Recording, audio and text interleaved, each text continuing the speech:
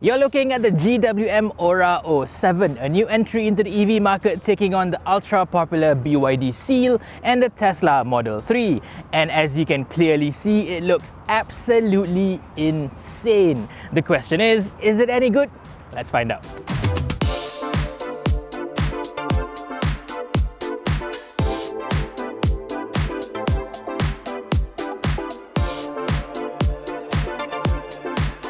This is GWM or Great Wall Motors' second EV for the Malaysian market, following up on the smaller, more affordable Ora Good Cat.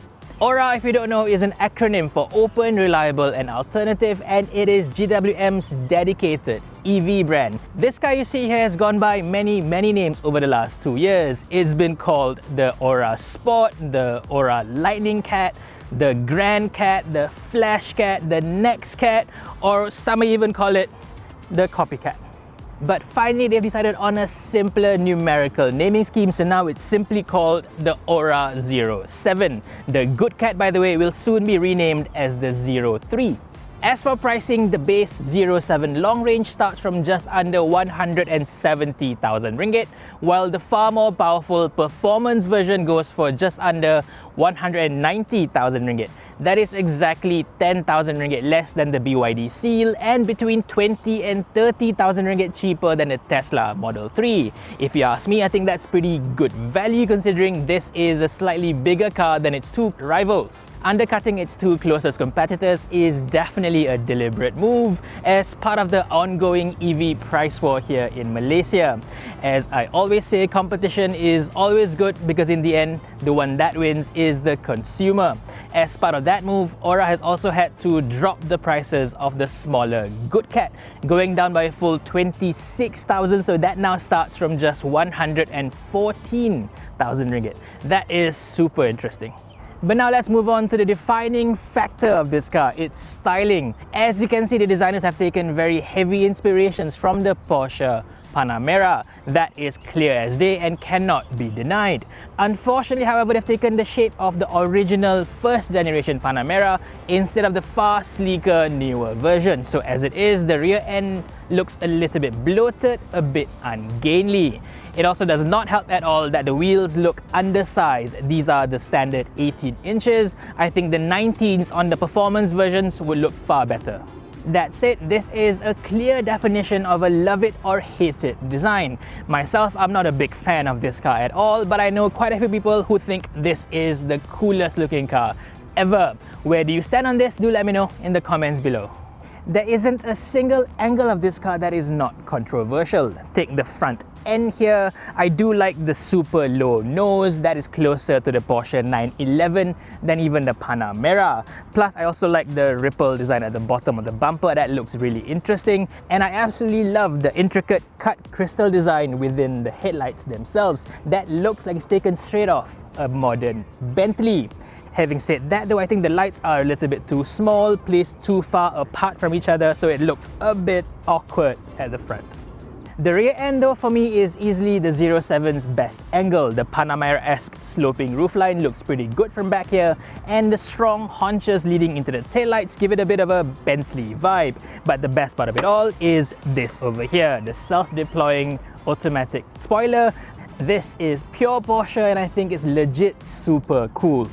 So this car does not have a proximity automatic lock or unlock function like in a few other modern cars. So you still have to manually deploy these flush door handles. But at the very least, this already uses a touch sensor instead of the more old school button like on the BYD Seal.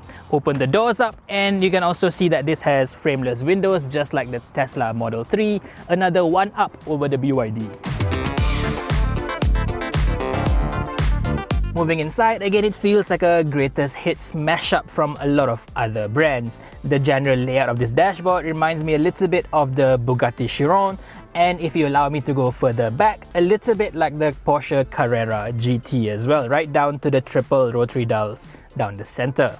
And then you also have the instrument cluster placed within 3 separate binnacles, very Porsche, and even the door handles look like it came straight off a late model 911. Other than that, you've got BMW signal stocks that always go back to the original position every time you use it. Now, this is not the best idea that even BMW has abandoned this quite a few years back, but at least it's still better than Tesla's buttons on the steering wheel. Speaking of Tesla, on the other side is a Tesla-inspired column-mounted gear selector. Now, I call this a Tesla style instead of a Mercedes style stock because you actually have to push this down twice to engage autonomous driving, exactly like how you would turn on autopilot in a Tesla. Beyond all that, the quality is actually very good in here. The entire dashboard is fully wrapped up in nice and soft leather, even though it does have quite a few cheaper feeling plastics down the center, and especially the silver bits around the window controls. And if you go further down the dashboard, yeah, it gets a little bit harder and scratchy down there too. But by and large, this feels like a very high quality cabin, right up there with the very best in the class. The seats are also very comfortable with a good massage function, although it's not quite as soft as the BYD Seal, but definitely better than the Tesla Model 3s. Other than that, I especially like the physical controls for the air conditioning. You can just twist the top dial to control the fan, control the temperature with the center fan, instead of having to go through the screen for everything like in pretty much all other Chinese EVs right now. This works far better and I think is a lot safer as well. But having said that, this still has the atrocious feature of having to adjust the aircon vents themselves through the center screen over here. I don't know if they were taking inspirations from Tesla or even the Porsche Panamera again, but this is hopeless. It's absolutely awful to do this when you drive. Yeah, that can straight up cause crashes. The screen itself is fairly small, nowhere near as large as those in the BYD Seal and the Tesla Model 3. But my biggest gripe is not the size, but rather the placement of the screen. It's placed a little bit too far for me, so I have to lean forward to get all the controls within reach. One advantage it does have over the BYD and Tesla is the use of fully wireless Apple CarPlay. Now, in the BYD Seal, you still need a wired connection, while in the Tesla, you don't get Apple CarPlay at all. This feels a little bit more modern. Beyond that, you also have a pretty decent sounding Infinity sound system, not quite as good as crisp as the one in the top-end Tesla, but by itself, it's pretty good. And this car also has one of the better wireless chargers for your phone. You just slot it in down here. There's a bit of a roller flap at the bottom that holds your phone in place, and it also keeps the phone out of view, out of reach while you drive it, which is the right way to go.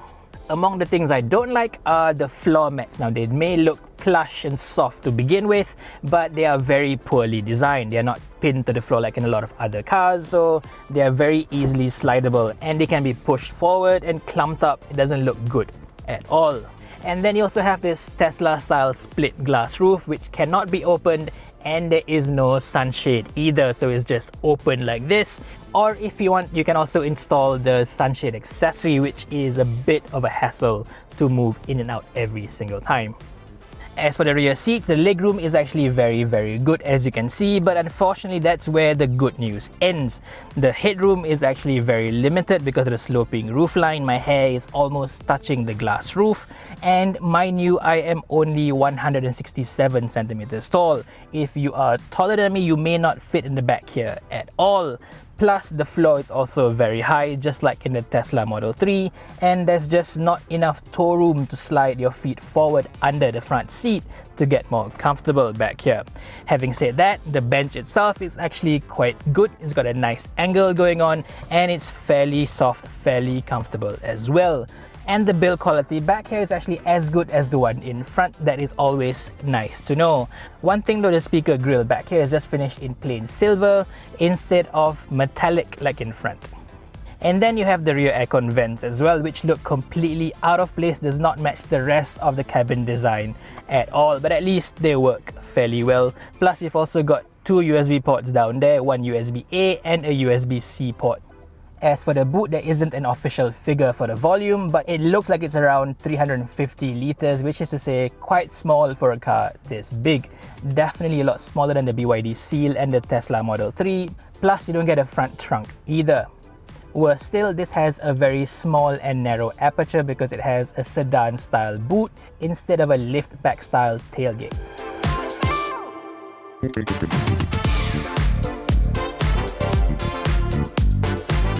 So finally driving the GWM Ora 07 long range. This is basically the base version here in Malaysia, although back home in China there is a smaller battery cheaper version called the standard range. But here in Malaysia this is the cheapest version you can get. It has a single electric motor powering the front wheels, so this is a front wheel drive car compared to the rear wheel drive Tesla Model 3 and the BYD Seal. This electric motor has 204 PS and 340 Newton meters of torque, which is pretty decent. It gets from 0 to 100 in 7.9 seconds. Now by modern electric car standards, this is one of the slowest EVs out there because we're just so used to EVs doing 5, 6 or perhaps even 3 or 4 seconds from 0 to 100. But by petrol car standards, this is already quicker than say a Honda Civic Turbo or a Mercedes-Benz C200 or even a BMW 320i. But compared to its two closest rivals, the BYD Seal Premium and the Tesla Model 3 standard range, this is around a whole 2 seconds slower from 0 to 100.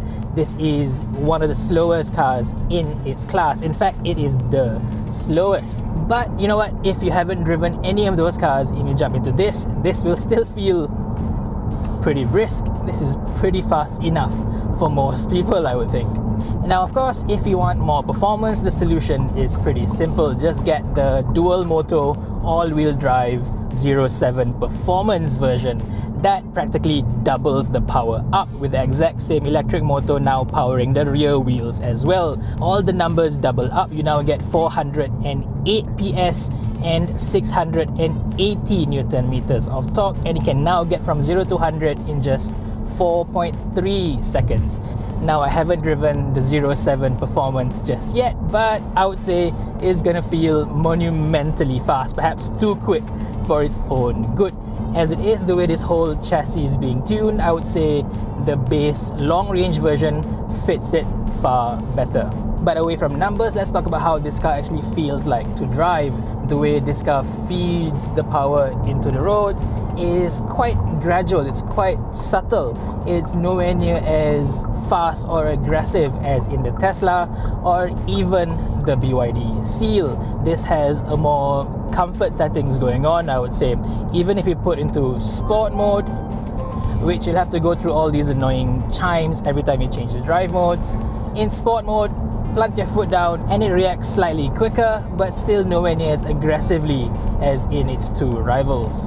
Now, I wouldn't say that this is such a bad thing at all, because driving out on the real world, you would never actually need such a quick, immediate response unless you're just trying to show off, trying to scare your friends or whatnot. When you drive normally, this is more than good enough. And if anything, it's actually more comfortable for you, the driver, and definitely all your passengers as well. One thing I do have to mention is that this car offers a few simulated sound waves for you to use when you drive along. For instance, this is set to make it sound like a racing car, so as I accelerate,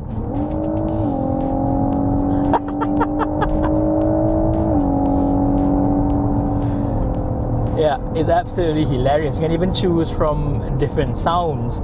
For now, this is a multi-cylinder. It's supposed to sound like a V8.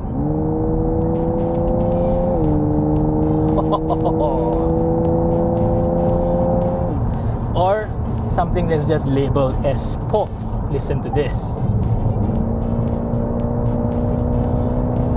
Yeah, that's perhaps my favorite right there. I mean, it's weird that an EV makes a sound like that, but it's amusing, it's fun. I think that's, yeah, better than so-called Hans Zimmer funny sounds coming from a BMW. This is actually amusing. You also have multiple settings for brake region, from low, medium to high to a full one-pedal driving mode.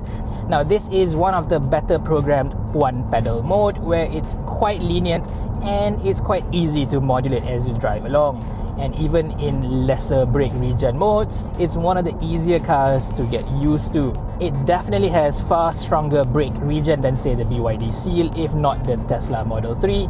And I do think that it feeds more energy back into the battery as well. Now, on to energy consumption, I've actually averaged between 15 and 15.5 kilowatt hours per 100 kilometers.